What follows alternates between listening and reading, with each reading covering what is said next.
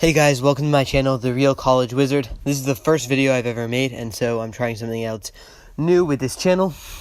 If you can see on the screen, there's currently a game I'm playing, which is just to make it more interesting as you're listening to this video. Hopefully it makes it so your eyes can do something interesting, and it does not distract you too much. So, as the title indicates, today I'm going to be talking about how you can get into any college that you want. Now, you may be watching this as a freshman in high school, in 8th grade, or as late as a junior or senior. So I'll be giving tips for all those different levels of your high school career. So let's start off with 8th grade. In 8th grade, you want to be taking any advanced classes which you're able to be taking, either high school level ones that you can take early, or high school, or like advanced 8th grade classes in order to make yourself more prepared for the high school level classes. The one thing to be wary of is if your high school offers any weighted or honors classes, you want to be careful to only take weighted or honors classes in middle school, unless it's like a foreign language credits that's required. This is important because some kids take like keyboarding or something in middle school, which then when they go into high school, the keyboarding credit is not weighted, so it brings down their overall GPA and brings down their rank. Now, something very important to keep in mind is, and this is something I regret not doing going into high school, is focusing on getting the best possible rank and GPA I could. Now, I ended up in the top 10% of my class, which is pretty good at a very, very competitive school. However, I could have done a lot better, and you guys all could too, knowing what I know now. So what you should do is you should take the most rigorous classes you can, and do not worry about, oh, this will be too difficult. Ultimately, you're going to be able to do it if you put your time and put your hard work into it. Yes, there will be some sacrifices in terms of you may have a little bit less free time, but I'm certain that most of you are capable of doing it. And the key mindset, which I learned in later years, was that if something's too difficult, you can just drop it later. For instance, my junior year, I took all honors classes, and I did quite well in all the classes, which means that like 6 of them were AP, 1 of them was pre-AP. Which means that you're able to just set out your classes like that and take really hard classes and then drop down some of them if they're too difficult. And that's the mindset you should be going for every year in high school. If you find yourself getting a lot of B's, you tone it back a notch, but don't limit yourself from the very beginning. That's a really big mistake. The second thing is, after your freshman year, if you feel like my freshman year didn't go too well, a lot of colleges, for instance, STANFORD, and I think the UC schools, like UC Berkeley, UCLA, are included in this as well, do not look at your freshman year GPA, and many other schools do not consider it that heavily, which means as long as you do well after your freshman year, do not worry too much or get in a bad mindset for having one bad year. You can always bring it up. Now, the next thing that I think will be important to talk about is your SAT preparation. This is pretty important, and you should just be thinking about it from early on in high school. I would say that it's one of the biggest things that can offset a poor GPA or a mediocre GPA. It's not that a high SAT will make everything perfect, but it's that a high SAT will open a lot of doors. If you have a high GPA, colleges will see, okay, they went to a very difficult school because not only do they have a high GPA, they have a high SAT, and that's how we can compare all students across the nation. But second, if you do not have a very good GPA, it could say to the colleges, okay, this is a very smart student who just went to a difficult school, so it's hard. It can also say things like, this is just a very smart slacker, which is not as good of a thing to say, but that can be counterbalanced with extracurriculars. But I think, and I'll get to this more later, I think my SAT is what helped me get into a lot of the schools that I've gotten into, which are so far, and it's just January, there's several months left, and I'm waiting on a few more schools. So far, I've gotten into 2 independent schools out of the 3 that I've applied to in the top 10 schools in the country for both computer science and computer engineering, which are both majors I want to pursue. Yeah, so my SATs helped me a lot, given that I'm just barely in the top 10%, and yeah. Anyway, now on to another very important topic going into high school, and that is your extracurriculars. So, starting out in high school, it would be good for you to come in with a plan. So going in 8th grade, you think, these are the organizations I want to start. One, for example, something I would recommend a lot of people joining is student council. I did not join student council, but maybe it would have been a good thing if I did. You may have an equivalent club like student government, anything like that. But basically, at my school at least, and I hear at a lot of schools, if you join student council starting off, like freshman year, the officer positions are fairly easy to run for and fairly easy to win compared to later years. And so if you win them, you have the incumbent advantage, i.e. like no one's going to want to run against you, or no one's really going to succeed in running against you very easily sophomore, junior, and senior year. So if you get the position in freshman year, there's a lot less competition. You have it for all 4 years.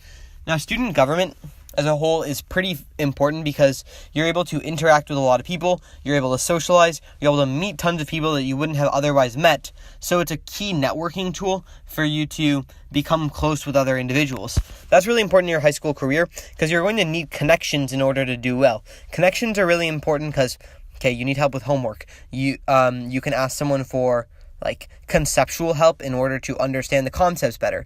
If you are going to do a group project, you need people to also be there with you to help you. You need to understand something for a test. You need someone to help you there. All sorts of things like that. You want to found your own club.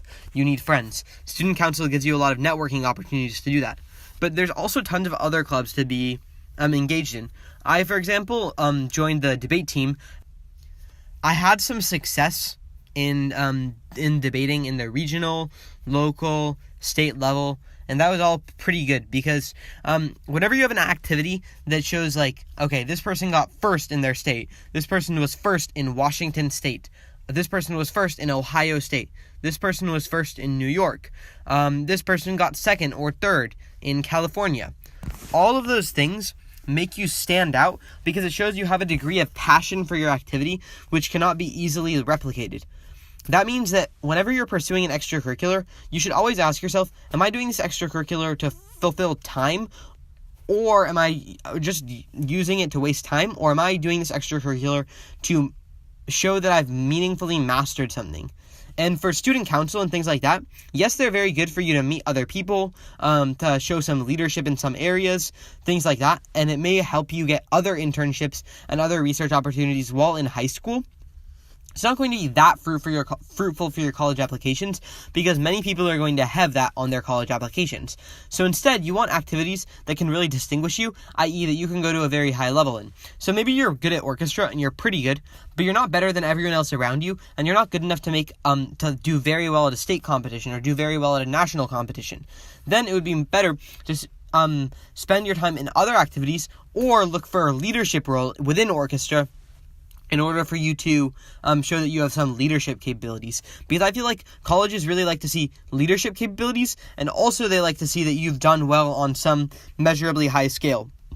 Now, on this note, some competitions which I would highly recommend are things like the international, like the math Olympiads, the science Olympiads, like the biology Olympiad, chem Olympiad, physics Olympiad. All of these activities will set you apart because they will show that you did well at a very high level in your particular endeavor, and you're also able to do well competing against a very large quantity of students. Because think about this, there's like 35,000 high schools in the United States, which means there's 35,000 valedictorians and about 70,000 salutatorian, like vals or sals, and there's 350,000 people in the top 10% of their school. That is so many kids who are relatively well ranked, and there's also like thousands and thousands of kids who score very well on the standardized tests, which means that if you're able to score like top 10 in the nation in a math competition, there's so few other people who are able to do that in the nation as compared to the number of people with high ranks and things like that. So just statistically, it makes you seem like a much better applicant than other applicants in the pool. Now, I always used to think like, oh yeah, all these STEM activities, colleges don't care about just doing well in STEM. But I've seen, based on the acceptances of other people in my class this year, that those sorts of activities really do matter, especially when coupled with a higher rank and higher GPA. The second thing is, yes, rank is not that important, GPA is not that important, SAT is not that important. You can get into these top schools without having any of those very high, but the majority of applicants I'm seeing are getting in, they have high stats in all those areas, which means you should always aim to achieve the highest stats possible, like aim to be in the top 10 students in your class, aim to have an SAT score above 1550 or like a 35 on your ACT. But at the same time, if you don't have those stats, know that you can still get in with the work of very good essays, very good extracurriculars, all those sorts of things.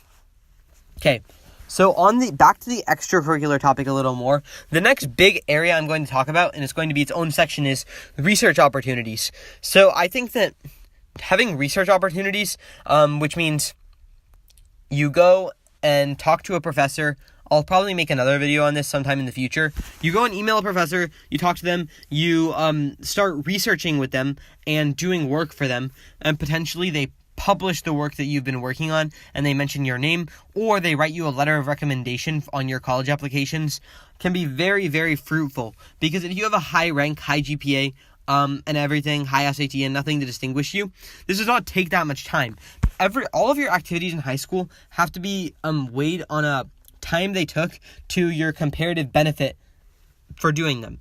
And this is something which is very fruitful, because maybe it takes you one summer, but it can make or break your college application, because it can just seem so overwhelmingly good. And I've read multiple examples of people doing strategies like this and getting into good colleges. So suppose you really wanted to do research in, like, let me see.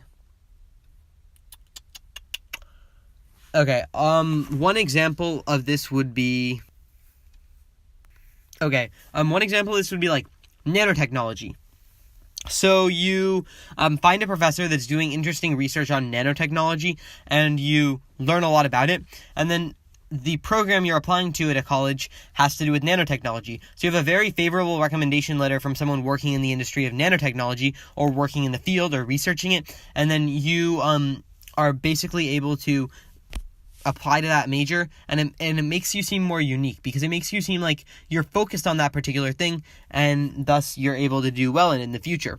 But don't let this discourage you from applying to separate fields. So suppose you have nanotechnology research under your belt, and you want to apply to a physics program, or you want to apply to bio in order to be pre-med, or even business. You can still connect your interest in nanotechnology to those things in some way by saying things like, okay, I wanted to have experience working in a research environment and know how to work better with professors, learn more about the scientific method, and things like that. And you can tie that back to different ideas, like we use similar concepts in our biology research. Or at the very least, it can show that you're an intelligent person, which could be beneficial to your college applications or your future life, job applications, anything as a whole, because it just shows that you're a driven, motivated person. Maybe your interests change, but that fact about who you are does not change. Okay, so the next area of discussion is going to be about college application essays. So you've done all the previous things, you have your good SAT score, which I'll make a video about in the future, and I will talk about how to get a better SAT score. You've got a good rank. I'll make a video in the future about time management. You've joined some good extracurriculars. I'll make videos about various extracurriculars and how to spend time in them, which ones are good to join, things like that. You have all of those things on lock. How do you write good college application essays? I think in your college application essays, there's a few things you want to do. One of them is you highlight any struggles you've had in your academic career. So you're like, look, I struggled a lot freshman year because I had things going on in my home life that was problematic. Or I had economic issues or like financial issues, so I was not able to perform in school to my best ability. Those things are crucial to highlight in your essay, because they show the college, like, look, even if this student did not perform as well objectively as other students, based on their individual circumstance, they're still a very good applicant, because them as a person has triumphed through various struggles. That is very important. The next thing about college application essays is showing another side of you. So suppose you seem like a very good student on paper. You're like, you turn everything in on time, you have good grades, you have good SAT, you're just a smart kid. You don't want to seem like a robot. So you could talk about your various passions for interacting with other people or things like that, in order to showcase a different side of yourself.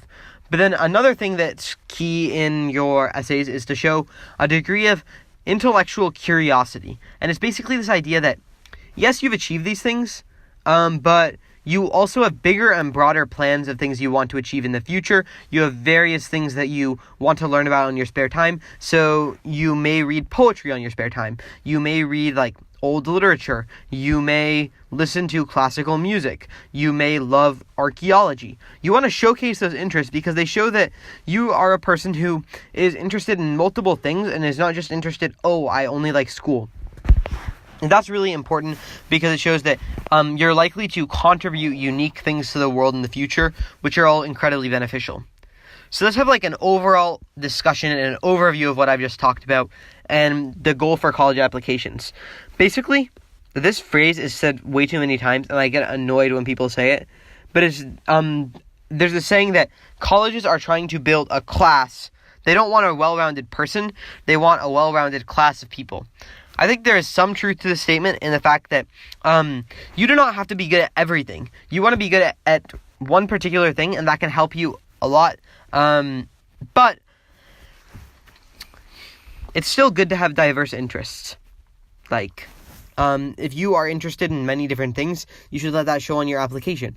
I think the more important takeaway of that phrase, colleges are trying to build a class, is that you do not have to be perfect at everything. It's instead about thinking it's not about comparing you to other people or anything like that. It's about thinking objectively, would this college want to admit someone like me? Maybe you're not the top student, but does a college just want to have a class, Stanford University? Does Stanford University want to have a class only of kids in the top 10% of their class?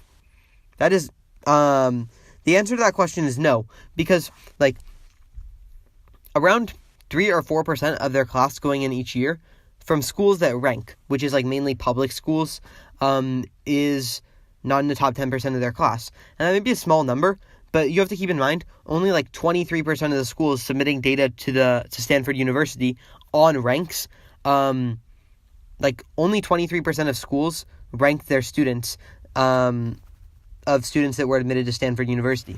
The remaining 70-something% were from non-ranking schools. And those non-ranking schools are fancy public schools in lots of different areas, or they're elite private schools that don't rank students because they have so many top students. So out of those schools and out of those competitive schools, a lot of those kids weren't even in the top 10%, probably because they didn't rank, and it's very unlikely that everyone that applied was in the top 10%. So what does this prove?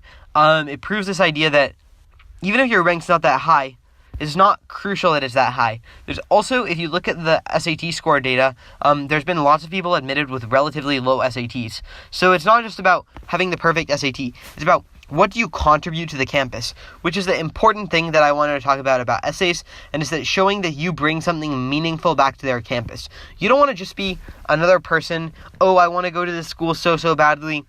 Instead, you want to be if you admit me or if you do not admit me, I will do something great with my present and my time. I will make something meaningful, and I am a good person. Obviously, you don't want to be as blunt as that or as conceited as that, but that's the message you want to convey to the college. It's that I have something valuable. So, what do I write my college essays about? I write about various struggles I went through. For instance, if I made a mistake and I did something wrong, I might write about how I made a mistake and did something wrong, and then in the future, I was able to recognize that mistake and move forward and do something better with that. Or I might write about a time in my childhood, something mundane and not that significant, but that I felt had some degree of significance in terms of representing who I was. So maybe I was very curious as a child, and I did a lot of curious things, I went exploring outside. I could tie that now to how I'm curious in terms of researching new concepts on the internet, learning new things about computer science, which is something I'm interested in, learning new arguments for debate. It's that same type of intellectual curiosity that I had as a child and will continue to have as a future. Or I could talk about things I used to learn and research as a kid and how that ties back to who I am now. All these things are just representing who you are on your college application. So, what's the secret to getting in the top school? Having something that makes you unique and sets you apart. So many people that have high ranks, 350,000 kids in the top 10% of high schools. But what's more important than that is this idea of basically contributing something meaningful to the college campus. You can do that by getting very good at a extracurricular, because then they think, wow, this person is extremely good at art. They make art to an amazing extent and is excellent. Well, you become an artist there and you go to their school. You are very good at Model UN. You've won all the national Model UN competitions. They may think, wow, this person's very intelligent because they've done well in these competitions, and they have something unique, which no one else on our campus has, so it'll be a unique contribution. A lot of people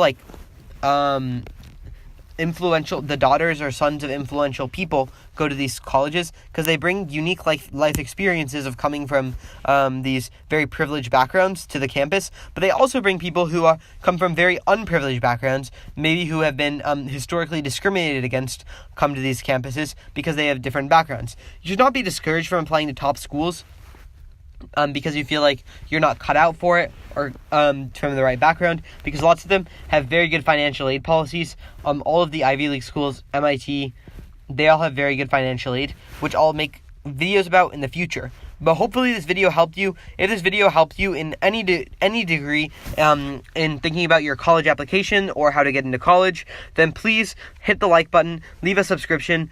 This is my first time I have made a video, and if you want me to keep making videos, just subscribe. Helps a lot more than you think. The liking helps with YouTube's algorithms to show that my videos should be played by more people, so it's very useful to me. Really appreciate it. If you like this, just subscribe. More cool videos.